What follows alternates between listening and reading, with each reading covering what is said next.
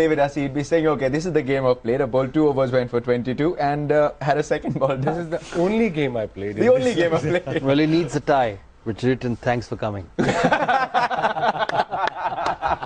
Perfect one-liner, I think. Perfect one-liner. Yeah. He's changing the game in the studio. Saurav, with every passing show, he's got a new one-liner. We've got to change the game. I've got a question to Dermot with all due respect. Why do you need Gale to play the first ball? I'm going to turn it back to you, and your captain. If it's a left-arm spinner, will Gale walk down and take the first ball? Is it tactical, or does he always start as a non-striker? Is it a superstitious thing? Because I want my best player facing the first ball, but I can understand if he's got a weakness against Stark or swinging it.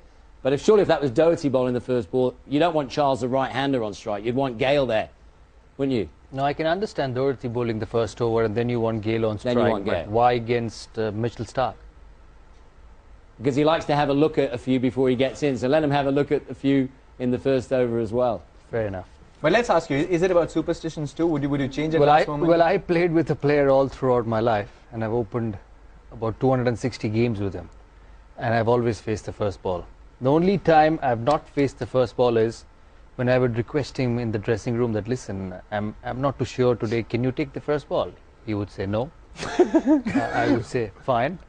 And I was captain then. We would both walk out. You will say no to captain? Yeah. We would. You know who can do that. There's only one bloke. I know. We would both walk out.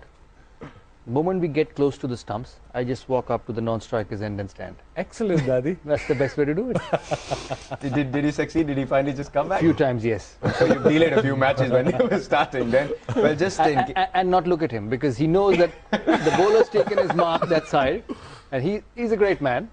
And if he takes strike and then he wants me to come across and get back to strike again, he will not do that. So don't look at me, take strike that side.